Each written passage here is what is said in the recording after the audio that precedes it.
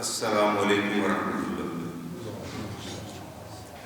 نحمده ونصلي على رسول النبي الكريم اعوذ باللہ من الشیطان الرجیم بسم اللہ الرحمن الرحیم رب اشرح لي صدری ويسر لي امری واحلل عقدۃ من لسانی يفقهوا قولی قال اللہ تعالی فی قرآن المجید واقصد فی مشیک واغضض من صوتک ان انکر الاصوات لصوت الحمیر الم تروا ان اللہ سخر لکم ما فی السماوات وما فی الارض واسبغ علیکم نعمہ ظاہرۃ وباطنہ ومن الناس من یجادل فی اللہ بغیر علم ولا هدى ولا کتاب منیر وَإِذَا قِيلَ لَهُمُ اتَّبِعُوا مَا أَنزَلَ اللَّهُ قَالُوا بَلْ نَتَّبِعُ مَا وَجَدْنَا عَلَيْهِ آبَاءَنَا أَوَلَوْ كَانَ الشَّيْطَانُ يَدْعُوهُمْ إِلَىٰ عَذَابِ السَّعِيرِ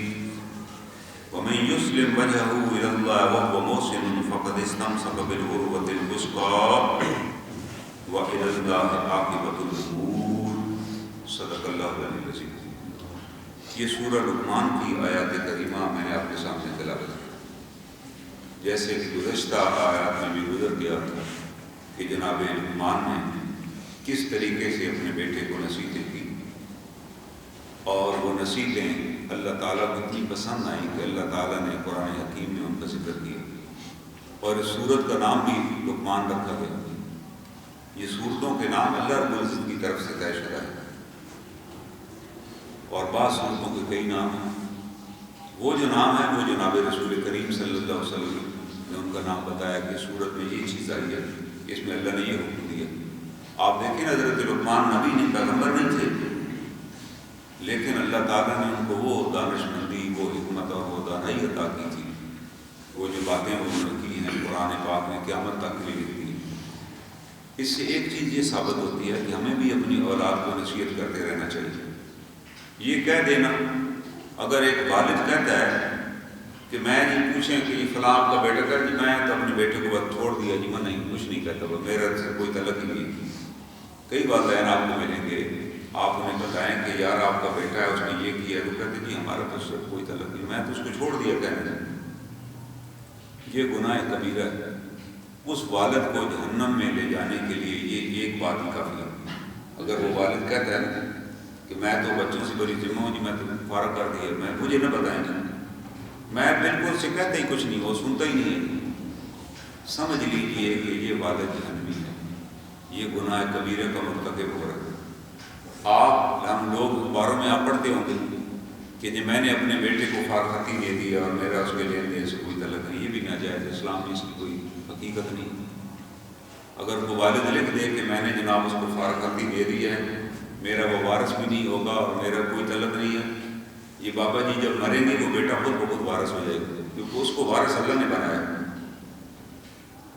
یہ ایک حماقت اور فضول حرکت ہے کہ جی میں ذمہ داری نہیں، آپ مرتے دم تک ذمہ دار ہیں اس اولاد کی۔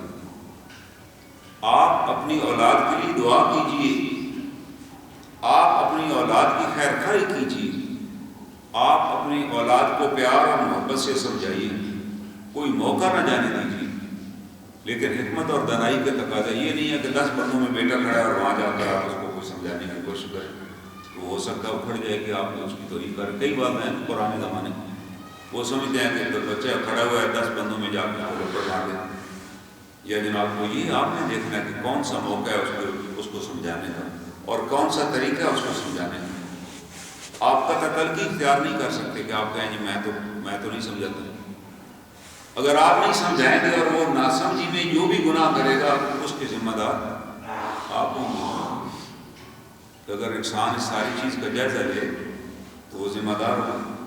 جناب نوح علیہ السلام اللہ کے پیغمبر ہیں، اپنے بیٹے کو انہوں نے دعوت دی کہ تم ایک اللہ کی کہ ایمان لے آؤ، تو بیٹے نے کیا کہا؟ بیٹے نے کہا جی میں نہیں مانتا، میں نہیں مانتا یہ جو تعلیمات آپ دے رہے ہیں۔ اور جناب نوح علیہ السلام نے کتنے برس تعلیم کی؟ قرآن کہہ رہے ہیں 900 برس۔ سستا زمانہ تھا، کوئی پولیشن نہیں تھی، لوگوں کی بڑی لمبی عمریں ہوتی تھی، عمریں پھر آہستہ آہستہ کم ہونی شروع ہو گئی۔ ہم نے بھی اپنے دور میں، اپنے بچپن کے دور میں 100 سال والے 110 سال والے لوگ دیکھے ہیں کام کرتے ہوئے چلتے پھرتے۔ اب آہستہ آہستہ ڈکلائن ہو رہا ہے۔ پاکستانی کی 45 سال کی قریب، 45 سال میں بھی ہاتھ پاؤں جواب دے جاتے ہیں بہت سے بندوں کو۔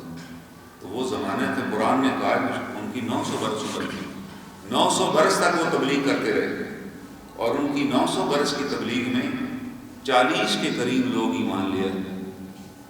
900 برس کی تبلیغ کے نتیجے میں کتنے لوگ ہیں؟ 40 کے قریب۔ روایات میں آتا ہے کہ 40 کے قریب اتنے لوگ تھے کہ کشتی میں آ جاتے تھے۔ اللہ نے حکم دیا تھا اور کوئی ایمان لائے گا کشتی بنائیے۔ صرف یہ نہیں تھا، ہم نے یہی سمجھا ہوا کہ وہ جی اللہ کی عبادت نہیں کرتے تھے تو اللہ نے انہیں ہلاک کر دیا۔ اللہ نے اس بات پہ کسی قوم کو نہیں کبھی ہلاک کیا۔ مجھے نہیں کوئی شکایت ملی کہ کسی کو اس بات پر ہلاک کر دیا گیا ہو وہ اللہ کی عبادت نہیں کرتے تو اللہ نے کہا چلو ہلاک نہ ہو۔ اللہ کو نہ بھی مانے تو اللہ ہلاک نہیں کرتے، اللہ کو نہ بھی مانے تو اللہ رزق بند نہیں کرتے، نہ اس کی ہوا بند کرتے۔ اللہ کب رزق بند کرتے ہیں، کب پکڑتے ہیں؟ جب آپ اللہ کی مخلوق کا حق ادا نہیں کرتے، یاد رکھیے اس وقت اللہ پکڑ لیتے ہیں کہ بنی اب نہیں کرے۔ بس یہ یاد رکھیے گا۔ جناب نوح علیہ السلام کی قوم کا دیکھیے نا، وہ کیا کرتے تھے کہ جو لوگ نئے اجنبی ان کی بستی سے گزرتے ان کو روک لیتے تھے۔ کوئی مسافر آتا روک لیتے، کوئی تاجر آتا میلہ دیکھتے مال کھائیں روک لیتے، زیادتی کرتے ان کے ساتھ۔ انہوں نے سمجھایا کہ آپ کو بندہ باہر سے آیا تو یہ تو کوئی طریقہ نہیں ہے، آپ کی شرائع ہی محفوظ نہیں ہیں، آپ کے بازار ہی بند۔ باہر سے ایک بندہ سودا بیچنے آیا اور شام کو اس کا مال ہی چھین کے لے گئے۔ اتنی لوٹ مار پڑ گئی تھی۔ انہوں نے سمجھایا نہیں کہ یار یہ نہ کرو، اللہ سے ڈرو کہ اللہ رزق دینے والا ہے، تم یہ چھین کے اور جھپٹ کے لوگوں سے لیتے ہو کہ وہ بیچارے مسافر ہیں۔ انہوں نے حضرت نوح علیہ السلام کو کہا کہ آپ ٹھیکیدار نہ بنیں، جو بھی باہر سے آتا ہے آپ اس کے ساتھ جاؤ۔ انہوں نے کہا یار یہ تم ظلم کر رہے ہو، ہم سے پوچھا جائے گا۔ جب وہ باز نہیں آئے تو مطلب ہے کہ اللہ کا، انہوں نے کہا نہیں ہم اللہ کو مانتے ہی نہیں ہیں، جسے اللہ کو سے آپ ہمیں کیا ڈراتے ہیں؟ تو اللہ تعالیٰ حضرت نوح علیہ السلام نے، اور پھر انہوں نے یہ کہا کہ یہ جو جماعت آپ کے ساتھ ہے ہم اس کو بھی نکال دیں گے۔ جب یہ جماعت باز میں جس کو آپ ساتھ لیے پھرتے ہیں تو دین حضرت نوح علیہ السلام نے اللہ سے دعا کیا ہے الہ العالمین اب یہ تو ایمان لانے والے نہیں، اور ان کا ایک گھر بھی اب سلامت نہ چھوڑنا، کیونکہ یہ اب میری جماعت کو جو میری 900 برس کی محنت ہے اس کو بھی ضائع کرنا چاہتے ہیں۔ کب نوح علیہ السلام نے دعا مانگی؟ پہلے نہیں بس دعا مانگی کہ نبی کو کہا کہ میرے کام نہیں کرنے دیتے تو میں بدنا نا۔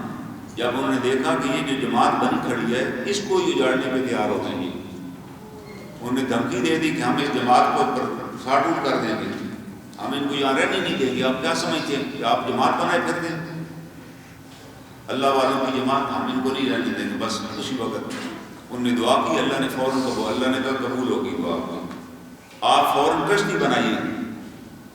وہ کشتی بنا رہے ہیں، وہاں تو بارشیں بڑی کم ہوتی تھی، لوگ مذاق اڑاتے تھے پاس کہ جناب جی بابا جی اب تک کشتی بنا کے کیا کریں، ظاہر بڑے بزرگ تھے نا، سینئر سٹیزن تھے اس علاقے کے، وہ بنا رہے ہیں۔ انہوں نے کہا بھائی مجھے تو اللہ نے حکم دیا، جبرائیل امین نے بتایا کہ ایسے تختے لگانے، ایسے بننی تختے تیار ہو، اور اللہ تعالیٰ نے بتایا کہ اس کی نشانی یہ ہوگی کب آپ نے لوگوں کو اس کے اندر بٹھانا ہے، جب آپ کے ہاں وہ جو تنور ہے نا، فارغ تنور، اس میں سے جب پانی نکل آئے گا تو سمجھ لیجیے گا تندوروں سے تو پانی نہیں نکلتا، تندوروں میں سے تو آگ نکلتی ہے، ایک نشانی ہے عجیب قسم کی کہ تندور سے جب پانی نکلے سمجھ جائیے گا اب وہ عذاب آنے والا پانی۔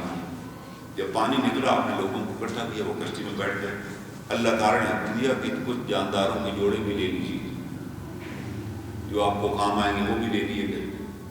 اب جب پانی آیا اور کشتی تیرنے لگ گئی، جناب نوح علیہ السلام نے اپنے بیٹے کو دیکھا کہ وہ جناب بھاگ رہا ہے پہاڑوں کی طرف۔ انہوں نے اس وقت اسے کہا کہ بیٹا اس کشتی میں آ جاؤ گی، اور ظاہر ہے کشتی میں وہی آ سکتا تھا جو جناب نوح علیہ السلام پر ایمان لے آتے کہ میں آپ کو پر ایمان لاتا ہوں اور میں دائرہ اسلام میں داخل ہوں، اللہ کے حرام کی بنائے حرام کردہ چیز کو حرام سمجھوں گا اور اللہ کی حلال کردہ چیز کو حلال سمجھوں گا۔ یہ ہے نا دین، تو ہمارے طرح کا دین نہیں ہے کہ لا الہ الا اللہ محمد الرسول اللہ صلی اللہ علیہ وآلہ وسلم، اس کے بعد پھر چاہے حلال ہے حرام ہے ہمیں اس کی تمیز ہی نہیں، یہ نہیں۔ پھر آپ نے جب کلمہ پڑھ لیا تو کلمہ تو تقاضا کر رہے کہ یہ آپ کی۔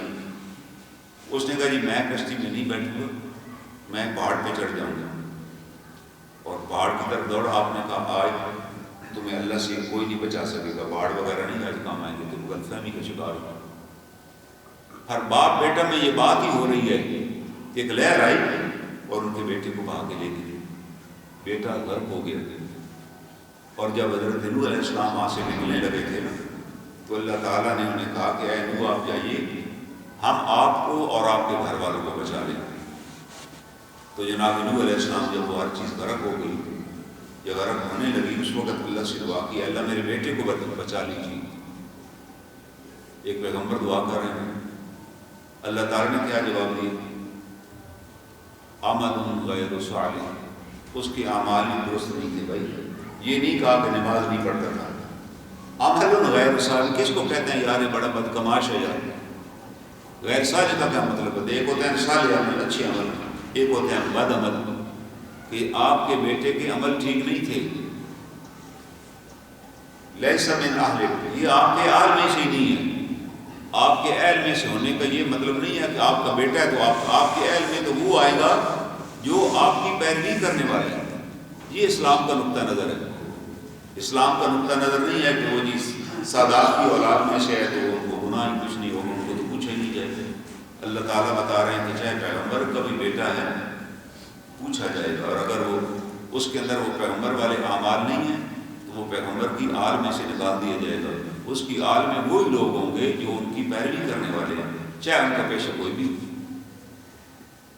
جناب نوح علیہ السلام کو یہ بھی کہا گیا نا کہ وہ جو لوگ آپ کے پاس آ کے بیٹھتے ہیں نا وہ ہماری بستی کے کمی کمین ہیں. جناب وہ لوگ آپ کے پاس سارا دن آ کے بیٹھتے ہیں, ہمیں ویسی شرم آتی ہے آپ کے پاس بیٹھتے ہیں. آپ نے کہا مجھے ان کے پیشوں سے کوئی غرض نہیں ہے کہ ان کا کیا کام ہے, کیا وہ کام کرتے ہیں. مجھے تو ان کے اعمال کو دیکھنا ہے کہ وہ اللہ پر ایمان لائے ہوئے ہیں, میری اطاعت کرتے ہیں, اس لیے میرے پاس بیٹھتے ہیں. اور یہ سوال جناب رسول اللہ صلی اللہ علیہ وسلم کے سامنے کیا کہ مشرکین مکہ نے کہا ہم تو جی آپ کے پاس آنا چاہتے ہیں لیکن کیا کریں. وہاں کے آپ نے غلام جمع کیے ہوتے ہیں, ایک طرف بلال صاحب بیٹھے ہوئے ہیں, ایک طرف جناب وہ سہیب صاحب بیٹھے ہوئے ہیں جن کا عرب سے کوئی تعلق ہی نہیں. جو غلام ہے وہ آپ نے اکٹھا کیا ہوا ہے وہ آپ کے پاس بیٹھتے ہیں, گرے پڑے لوگ ہمارے معاشرے میں. اللہ تعالیٰ نے فرمایا کہ ان کو اپنے پاس سے دور نہ کیجیے گا. یہ جو غربا کی جماعت آپ کے پاس بیٹھتی ہے اللہ کے یہاں کی بڑی قیمت ہے, یہ اللہ کی رضا چاہتے ہیں, یہ نہیں آنا چاہتے تو ان کو دبا کر مت آئیں, اللہ کا دین کو محتاج ہے.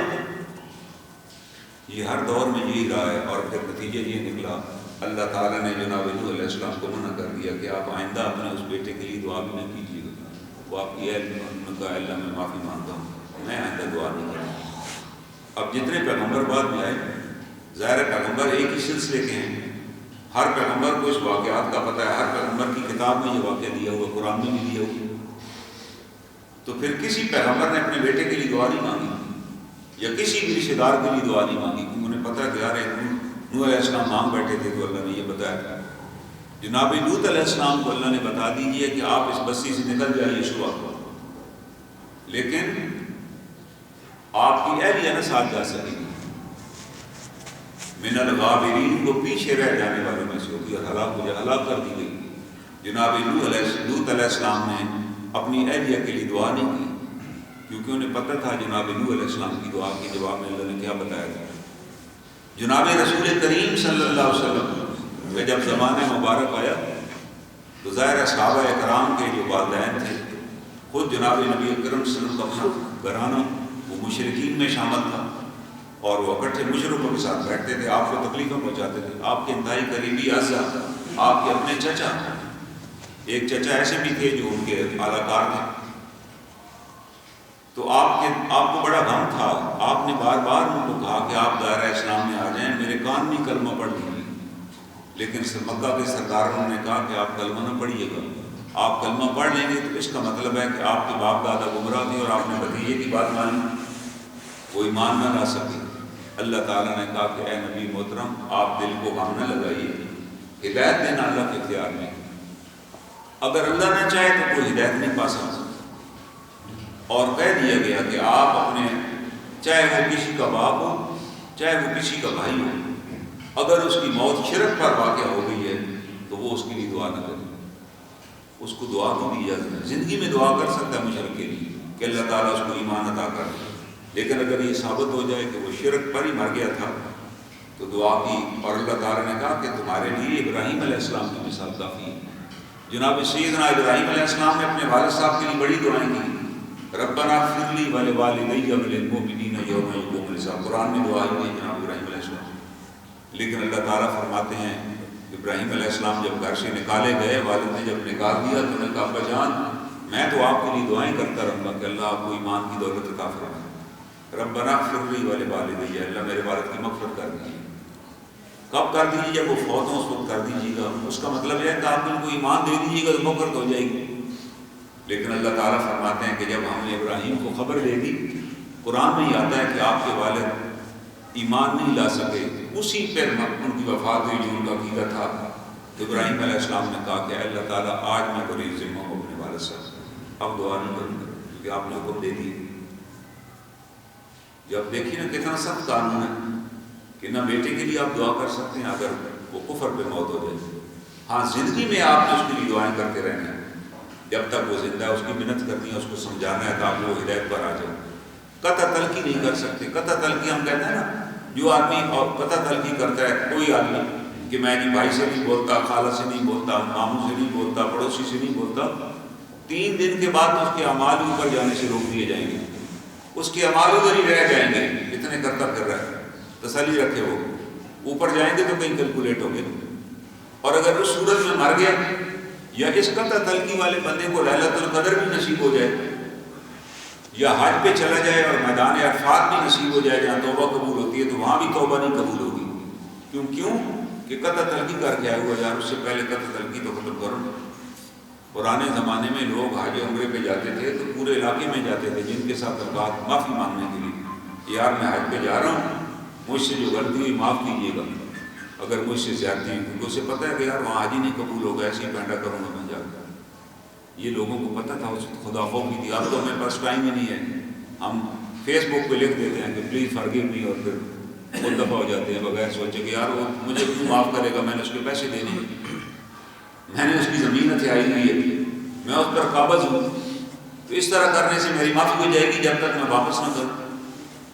تو یہ وہ حکم ہے کہ آپ اور اگر والد، میں کہوں میں والدین سے نہیں بولتا تو یہ بھی بدبختی ہے، کوئی توبہ قبول نہیں ہوگی۔ اور اگر والد کہے کہ میں اولاد سے نہیں بولتا، میں نے چھوڑ دیا جی ان کو برنا، اس کی بھی بخشش ناممکنات میں سے ہے، وہ گناہ کبیرہ ہے بھائی۔ تم نے پہلے ہی فیصلہ کر لیا کہ میں اس کو چھوڑ دیا جائے، ابھی سے فیصلہ کر لیا، آپ نے کو دعا کی اس کے لیے بیٹھ کے، اب روئے اس کے لیے کہ اے العالمین میرے بیٹے کو ہدایت دیجیے گا۔ اللہ تعالیٰ دینے والے ہیں، جب چاہیں دے۔ اس کی سب سے بڑی مثال جناب یعقوب علیہ السلام کی مثال ہے کہ جناب یعقوب علیہ السلام کو جب یہ پتہ چل گیا، انہی کے بیٹوں نے، ان کے 10 بیٹوں نے حضرت یوسف علیہ السلام کو گھر سے لے گئے، شکار کے بہانے کنویں میں پھینک دیے، پھر والد کو آ کر بتایا کہ بھیڑیا کھا گئے، پھر وہ بچ گئے کنویں سے، اور پھر جب بچ گئے کسی قبیلے نے پکڑا تو اس قبیلے کے بعد جا کر بیچ دیے، پیسے لے لیے ان سے، تھوڑے سے لے جاؤ یار یہ ہمارا غلام ہے، یہ کام ہی نہیں ہمارے پاس کرتا، جب بھی کام کے لگاتا ہے یہ بھاگ جاتا ہے۔ انہوں نے پیسے دیے تھوڑے سے اور لے کے چلے گئے۔ ان کو پتہ تھا جناب یعقوب علیہ السلام کے بیٹوں کو کہ ہمارے ابا غیب کا علم نہیں جانتے، چاہے وہ پیغمبر بھی ہو غیب نہیں جانتے، غیب تو وہی جانتے ہیں جتنا اللہ انہیں بتائے۔ آج ہمارے بابا جی بھی غیب جانتے ہیں اور ہمارے مالک کے بزرگ بھی غیب جانتے ہیں، ہمیں اتنی سمجھ نہیں، اگر قرآن آپ پڑھیں گے تو یہ غیب کا کنسیپٹ آپ کا کلیئر ہو جائے گا۔ اگر ان کو پتہ ہوتا یعقوب علیہ السلام کے بیٹوں کو، پیغمبر کے بیٹے تھے نا، کہ یار اگر ابو کو ہم نے بتایا کنویں میں تو وہ تو پیغمبر ہے، پتہ لگ جائے گا فوراً۔ انہیں پتہ تھا کہ ہمارے ابو کو نہیں پتہ لگنا یار، چاہے پیغمبر بھی ہیں، یہ غیب کا علم ہے، اللہ بتائے بتا دیں، لیکن ہم اپنے والد کو کہہ دیں گے، ان کو ماننا پڑا۔ انہوں نے کہا، بیٹوں نے کہا، انہوں نے کہا بس یار میرا دل تو نہیں مانتا، لیکن اب تم کہہ رہے ہو، بس میں کھا رہے ہو کہ بھیڑیا کھا گئے تو مان لوں گا میں۔ چپ کر گئے، صبر کیا، کہا صبر جمیل، بس صبر ہی کیا میں۔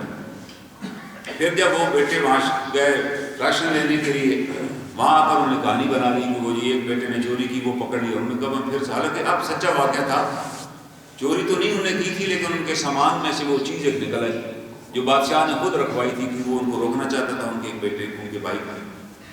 اور جب یہ واقعہ سارا کھل گیا، جناب یوسف علیہ السلام نے اپنا کرتا مبارک اتار کے دے دیا کہ یہ لے جائیے والد صاحب کے چہرے پہ رکھیے، ان کی آنکھیں روشن ہو جائیں گی. تو جناب یعقوب علیہ السلام بڑھاپے کی عمر ہے، 40 برس ہو چکے ہیں اس واقعے کو. وہ لوگوں کو کہتے ہیں کہ اگر تم یوں نہ سمجھو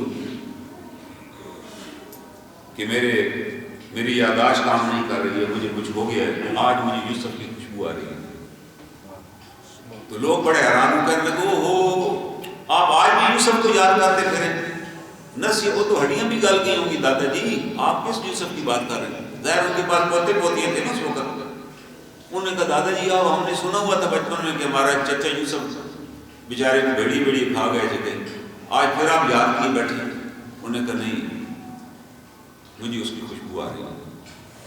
اور پھر کچھ دنوں بعد وہ قافلہ پہنچا، اس نے وہ قمیض آپ کے چہرے مبارک پہ رکھی تو آپ کی آنکھیں روشن. انہوں نے کہا جی یہ آپ کے بیٹے یوسف تھے. انہوں نے کہا مجھے اللہ کی ذات میں یہ امید تھی کہ اللہ میرے بیٹے کو ضائع نہیں کرے گا، ہمیں ملائے گا. اب اس کا مطلب کیا ہوا کہ جب اللہ نے بتانا چاہا تو مصر سے کوئی روانہ ہوا کرتا اور شام میں خوشبو آ گئی، اور جب اللہ نے نہیں بتانا چاہا تو اسی گاؤں میں باہر کنواں شہر کے گاؤں کے باہر جان گرے پڑے ہیں، نہیں بتایا.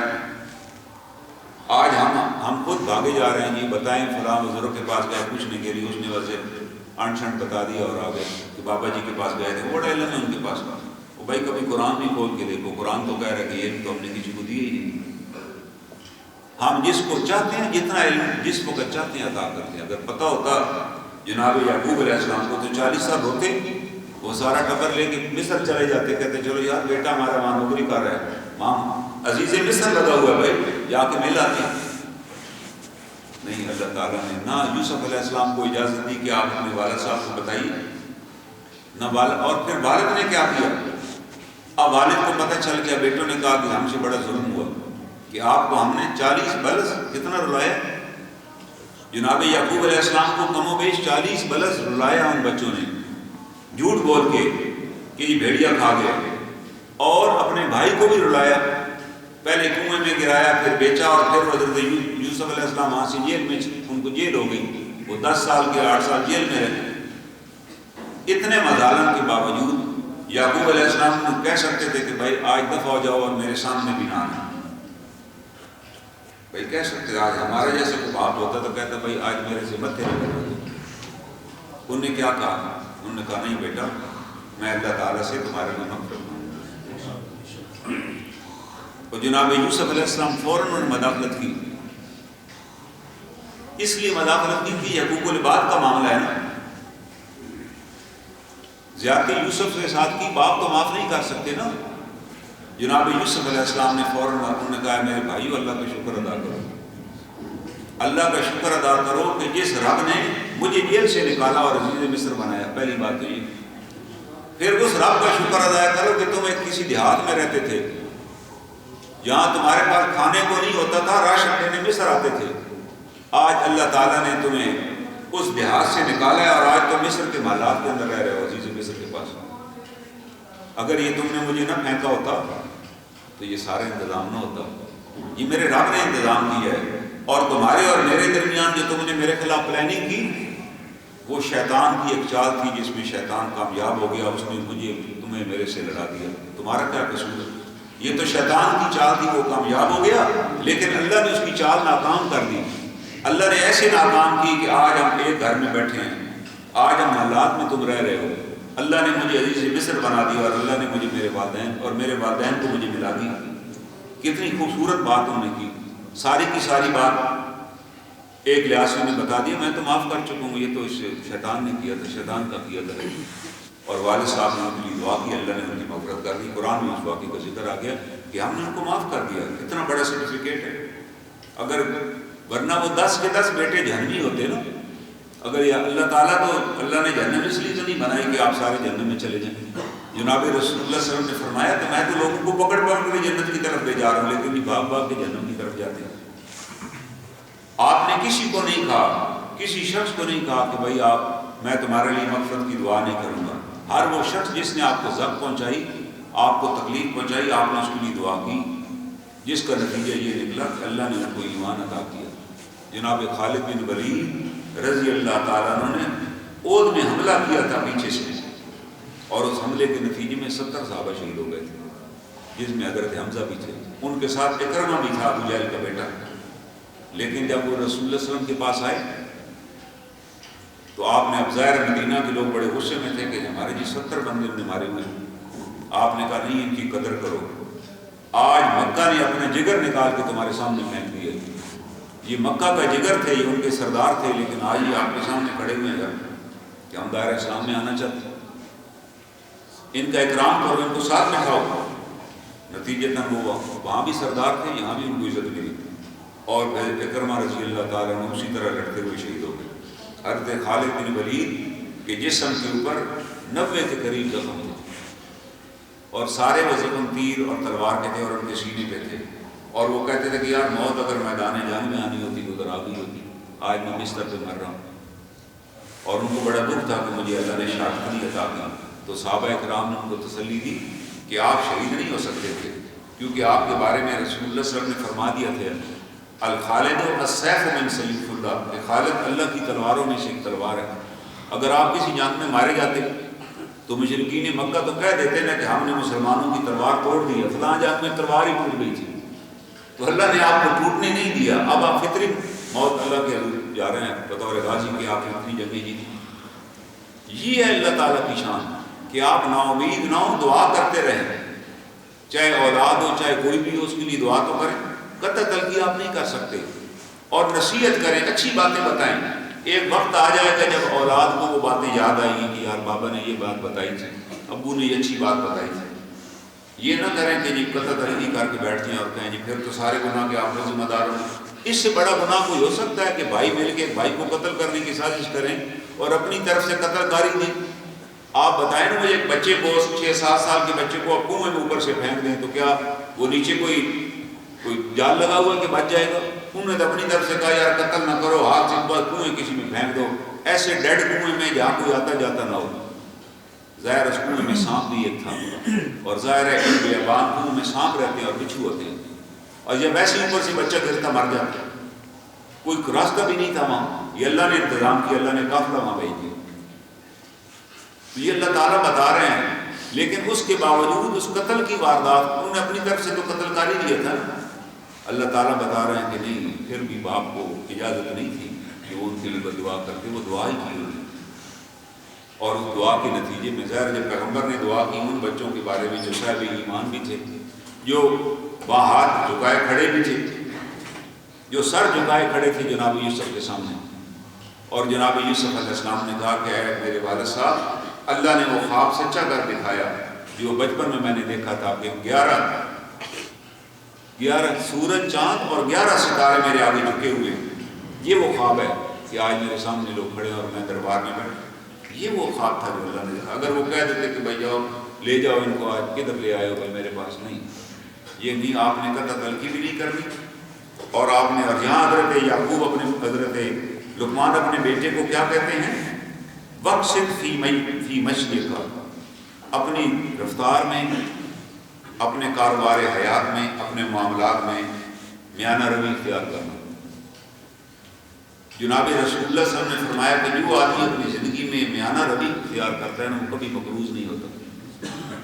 بھائی جو ایک یہ نہیں ہے کہ آج پیسے آ گئے ہیں تو آپ کہیں جی آج ہم خرچ کر کے ہی رہیں گے. جو آپ کی اپنی چال ہے اسی چال کے مطابق زندگی گزاری، کو تھوڑی بہتری آ جائے بس. یہ نہیں ہے، بخیلی بھی شریعت نہیں کہتی. ایک صاحب آیا آپ کے پاس، بڑے پھٹے پرانے کپڑے، جیسے عام دیہاتیوں کا رواج ہوتا ہے کہ دیہات میں جو لوگ کھیت میں کام کر رہے ہیں وہ کیئر بھی نہیں کرتے. کپڑے کہتے ہیں یار میلی ہے اور میلی پہن کے چلتے ہیں، پانی لگانا ہے آج. پھر اسی کپڑوں میں مسجد بھی آ جاتے ہیں کہ چلیں پاک ہیں، کیچڑ ہی لگا ہوا. ان کی حالت ایسے تھی. آپ نے دیکھا اور آپ نے پوچھا کہ بھائی خیریت ہے، آپ کے پاس کچھ اور ہے پہننے کو؟ انہوں نے کہا جی اللہ کا بڑا فضل ہے، میری زمین ہے جی، اور میرے پاس جاندار بھی ہیں، اور میرے پاس غلام بھی ہیں، اور میرے پاس کپڑے بھی ہیں. بس آئی ڈونٹ کیئر. کئی لوگ ہوتے ہیں کہ جی میں نہیں پرواہ کرتا، آپ نے کہنا یہ جو اللہ کا فضل ہے نا تمہارے اوپر، یہ فضل تمہارے لباس پہ نظر آنا چاہیے. شریعت نے یہ نہیں منع کیا کہ اچھا لباس نہ پہنے. یہ کوئی سادگی نہیں. آپ اگر پھٹے لباس پہن کے آئیں گے تو کوئی بندہ آپ سے مدد مانگنے کے لیے نہیں آئے گا، دور سے گزریں گے کہ یار یہ کچھ مانگ ہی نہ لیں. اگر آپ کے اوپر صاحب فضل ہے تو تھوڑا بہتر لباس ہے پہنیں. یہ کس کا حکم ہے؟ جناب رسول اللہ صلی اللہ علیہ وسلم. کہ بھائی وہ اگر اللہ کا فضل تمہارے اوپر ہے تو وہ فضل نظر آنا چاہیے، اس حد تک کہ میں اللہ کا شکر ادا کروں اللہ نے مجھے اچھا لباس دیا، اچھا کھاتے پیتے۔ ہاں اس میں وہ نہیں ہے مختال فخور اکڑ اور فخر کہ میں کوئی پوچھے کہ جناب کو سوٹ کروں، میں جی 15,000 کا سلا سلائے لیتا ہوں، میں تو یہ سے باتیں ہی نہیں، یہ تکبر ہے، یہ شریعت میں جائز نہیں۔ کوئی بھی چیز آپ اس لیے پہن رہے ہیں کہ لوگ دیکھ کے کہیں کہ یار کیا بلا چیز ہے، کہاں سے منگوائی ہے، وہ آپ کے لیے جائز نہیں ہوگا، وہ تکبر کے درجے میں آ جائے گا۔ اور جس آدمی کے دل میں رائی برابر بھی تکبر ہوا، جناب رسول اللہ صلی اللہ علیہ وسلم نے کیا فرمایا، وہ جنت کی خوشبو بھی نہیں پائے گا۔ یہ سوچ لیجیے، تکبر اور بڑائی نہیں کہ میں جاؤں وہاں پر تو لوگ بس میرے کپڑے ہی دیکھتے رہ جائیں، یار کیا کپڑے پہنے ہوئے ہیں، بڑا امیر آدمی۔ آج ہمارے ہاں یہ سب سے بڑا امیر ہے، بے شمار لوگ ہیں، نہ گاڑی کی ضرورت ہوتی ہے، نہ وہاں گاڑی جانے کی جگہ ہوتی ہے، نہ کوئی کام ہوتا ہے، وہیں بھی لے کے پہنچے ہوتے ہیں صرف یہ بتانے کے لیے کہ یار میرے پاس یہ سب کچھ ہے، میں افورڈ کر سکتا ہوں۔ اور بڑے کپڑے بھی اسی طرح کے باجات سے پہنے ہوتے ہیں، سمجھتے ہیں کہ بڑا قیمتی لباس ہے لیکن اس کے اندر کارٹون لگ رہے ہوتے ہیں۔ کبھی انہیں پہنچے کہ یار فلاں، جیسے ہمارے یہاں شادی پہ ہوتا ہے کہ دولہا کا لباس بنوانا ہے، وہ بالکل دولہا کارٹون کی طرح کا لباس ٹیلر بنا کر دیتا ہے، اس کو کہتا ہے جی اس پہ یہ بھی رنگ لگائیں گے، یہ بھی ہیرے موتی لگائیں گے۔ جب اسے بعد میں کہیں گے یار یہ کسی فنکشن میں پہن، کہتا ہے یہ تو پہننے کے قابل نہیں۔ تو یار پاگل آدمی، اس وقت تمہاری عقل چرنے گئی ہوئی تھی کہ تم نے 1 لاکھ کا سوٹ بنوایا یہ جو کہ پہنے نہیں جا سکتا۔ آپ وہ انسانوں والے کپڑے بنواتے کہ آپ ہر جگہ پہن تو سکتے کم از کم بعد میں۔ جی ہاں، ہماری شادیوں کے ہمارے بچوں کے جو جوڑے بنتے ہیں وہ شادی کے موقع پہ پہنے جاتے ہیں اور پھر بعد میں پہنے بھی نہیں جاتے، نہ پہننے کے قابل ہوتے ہیں۔ اتنی فضول چیزیں اور فضول خرچ کی پر لگ جاتی ہے، اور یہ بہت بڑا گناہ ہے۔ یہ ہم اللہ کے غضب کو دعوت دے رہے ہیں۔ اس ایک سوٹ کی قیمت میں تو 10 بچیوں کی شادی ہو سکتی ہے۔ اس پیسے کے بارے میں پوچھا جائے گا کہ آپ نے کیوں ضائع کیا، کس لیے آپ نے بنوایا، جب آپ پہننا ہی آپ نے نہیں تھا، یا پہننا اس لیے تھا کہ اس جیسا تو کچھ نہیں۔ آپ اپنی شادی پہ دیکھ لیجیے ہم کیا کر رہے ہیں، جبکہ ہمارے معاشرے میں لوگ اپنے بچوں کو زہر دے کے خودکشیاں کر رہے ہیں۔ آپ نے خبر پڑھی ہوگی، روزانہ اخبار اٹھائیں، ہر روز یہ خبر ہوتی ہے کہ ماں نے بچوں کو نہر میں پھینکا اور پھر خود بھی چھلانگ لگا، باپ نے بچوں کو زہر دی اور خود بھی زہر کھا لی کہ جی مکان کا کرایہ نہیں تھا اور بچوں کے کھانے کے لیے کوئی نہیں تھا۔ کراچی کا ایک پروفیسر ہے، وہ کئی دن گھروں سے باہر نہیں نکلا تو لوگوں نے دروازہ توڑا، وہ بستر پہ مرا پڑا تھا اور اس کی اہلیہ چارپائی کے ساتھ اس کی لاش پڑی ہوئی تھی۔ 20ویں گریڈ کا پروفیسر تھا، جب ریٹائر ہو گیا تو محکمے نے 6 مہینے اس کی پینشن نہیں بنائی۔ وہ جی فلاں فوٹو نہیں ہے، فلاں شناختی کارڈ کی کاپی لے کر آئیں، فلاں آپ کی سکے پے سلپ نہیں مل رہی، اس کو 6 مہینے لوٹایا۔ اس کے بعد جو اندوختہ تھا ختم ہو گیا، ایک عزت دار آدمی تھا، کسی سے مانگ بھی نہیں سکتا تھا، بھوک پیاس سے نڈال ہو کے اپنے گھر میں فوت ہو گئی۔ تو جس بستی میں لوگ بھوک سے مر جائیں نا، اس بستی کی حفاظت کا ذمہ اللہ تعالیٰ اپنے آپ سے دور کر دیتے ہیں، ورنہ ہر بستی کی حفاظت کا ذمہ کس کے پاس ہے؟ اللہ تعالیٰ کے پاس ہے۔ اللہ تعالیٰ فرماتے ہیں ہم اس بستی کی حفاظت کرتے ہیں۔ اللہ تعالیٰ اس دن جس دن ایک بندہ بھوکا مر گیا اس بستی میں، اللہ تعالیٰ کہتے ہیں اب ہماری حفاظت کا ذمہ اس بستی سے نہیں، اب چاہے ان بستی والوں کو آگ لگ جائے، چاہے دھماکے سے تباہ ہو جائیں، چاہے کوئی ویسے کو حادثہ پیش آئے کہ بس ہو جائے، ہمارے ساتھ ہی ہو رہا ہے۔ آپ پڑھتے ہیں آج اخبار میں جو فلاں مارکیٹ کو آگ لگی، اتنی دکانیں جل گئی، آج فلاں جگہ حادثہ ہوا، اس کی مین بنیادی وجہ یہ ہے کہ ہمارے یہاں لوگ بھوک سے مر رہے ہیں۔ ہم پھر سارے کہتے ہیں یہ حکومت کی ذمہ داری ہے۔ حکومت بعد میں آتی ہے، پہلی ذمہ داری ہماری ہے، اس معاشرے کی ذمہ داری ہے، جس معاشرے کے بارے میں اللہ کے رسول صلی اللہ علیہ وسلم نے یہ فرمایا کہ اگر تمہارے پڑوس میں کوئی بھوکا سو گیا تو کیا ہوگا؟ تمہاری نماز قبول نہیں ہوگی۔ اگر میرے پڑوس میں کوئی بھوکا سو گیا، سویا رہا، رات کو اس کے گھر کچھ نہیں تھا، تو میری کیا ہوگا؟ نماز قبول نہیں ہوگی۔ تو صحابی نے فوراً پوچھا ڈر کے مارے، کیونکہ اسے پتا تھا میرے پڑوسی میں کوئی نہیں ویسا۔ اس نے کہا جی پڑوس کہاں تک ہے؟ آپ نے کہا 40 گھروں تک تمہارا پڑوس ہے، 40 دائیں طرف، 40 بائیں طرف، 40 آگے اور 40 پیچھے۔ بھائی 40 گھروں کا ریڈیس جو ہے یہ تمہارا پڑوس ہے، اس دائرے میں جو گھر ہیں تم ان کے ذمہ دار ہو۔ ہم نماز کے لیے تو جاتے ہیں پتہ کرنے کے، فلاں کے پاس جائیں یار آپ مسجد میں آیا کریں نماز پڑھیں، کیا ہم یہی کبھی ہم نے بیٹھ کے مسجد میں طے کیا کہ یار آگے رمضان آنے والا ہے، ہم اپنے مسجد محلے میں جو بیوہ خواتین ہیں ان کی ایک لسٹ بنا لیں، جو یتیم بچے ہیں ان کی لسٹ بنا لیں، ایسے وہ لوگ جو بیمار ہیں اور کاروبار نہیں کر سکتے یا کام نہیں کر سکتے، کوئی مزدور تھا جو پہلے کام اب نہیں کر سکتا، یار اس کی بھی ایک لسٹ بنا لیں۔ یہ کتنے بندے نکلیں گے؟ 10-15 بندے ہوں گے، اور ہم یہ محلے والی طے کر لیں کہ یار 10-15 بندوں کے گھر ہم راشن پہنچائیں گے جب تک ان کی کوئی حالات بہتر نہیں ہوتے۔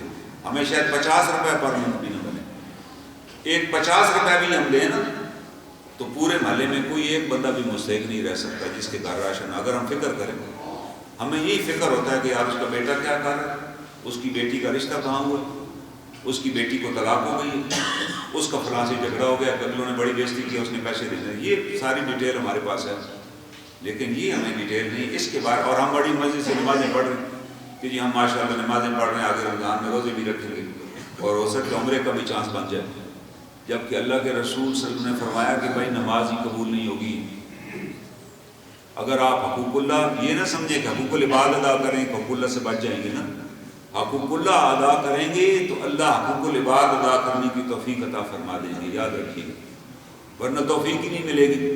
کئی لوگ ملیں گے کوئی حج پہ جانے کی کیا ضرورت ہے، کسی غریب کی مدد کرو، نہ وہ حج پہ جاتے ہیں نہ غریب کی مدد کرتے ہیں، وہ نے ویسے ایک بنا لیا کہ مدد کرنی جو نہیں۔ لیکن یاد رکھیے جب ہم کہتے ہیں کہ ہم نے لا الہ الا اللہ محمد رسول اللہ پڑھا ہوا ہے، پھر ساری امت کی ذمہ داری ہم پر ہے، کیونکہ جناب رسول اللہ صلی اللہ علیہ وسلم نے میدان عرفات میں زور کے بعد کھڑے ہو اونٹ پہ تشریف فرماتے اور آپ نے دعا مانگی، اور وہ دعا عصر کی وقت تک مانگتے چلے گئے، 2-2.5 گھنٹے اس شدید گرمی میں، اس میں ایک الفاظ بھی دعا میں نہیں ہے جس میں آپ اپنے گھر والوں کے لیے، اپنی اولاد کے کاروبار کے لیے، اپنی اولاد کی ترقی کے لیے دعا مانگی، اور ساری کی ساری دعائیں آپ نے امت کے لیے مانگی، اور ہمیں پابند کر دیا کہ آپ سارے کے سارے کنسرن ہیں۔ اور امت سے مراد صرف یہ نہیں ہے لا الہ الا اللہ پڑھنے والے، جتنے غیر مسلم ہیں وہ بھی حضور صلی اللہ علیہ وسلم کی امت میں سے ہیں لیکن ابھی تک امت میں داخل نہیں ہوئے، اس کو داخل کرنا ہے اس میں۔ اگر ہم ان کا خیال ہی نہیں کریں گے، اگر ہم ان کے دکھ درد میں ہی شریک نہیں، ان کی ضروریات ہی نہیں پوری کریں گے تو وہ اسلام کو کیسے جانیں گے؟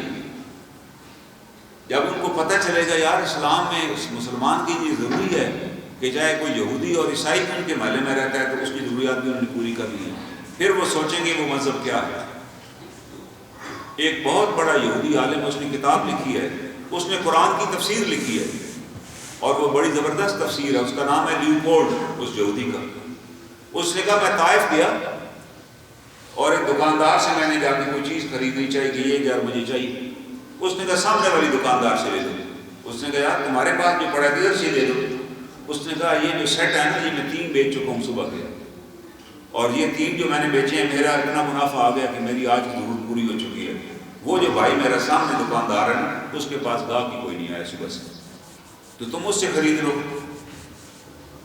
کہتا ہے یار تجارت کا اصول یہ ہے کہ آپ کہتے ہیں کہ نہیں میری quality is the best quality, آج تو یہی پڑھایا جاتا ہے کہ ہماری کوالٹی زبردست ہے بھائی۔ اس نے کہا نہیں اسلام میں یہ نہیں ہے، اسلام میں اگر میں ہی سب کو بازار ڈھونڈ کے لے جاؤں گا تو مجھ سے پوچھا جائے گا جناب۔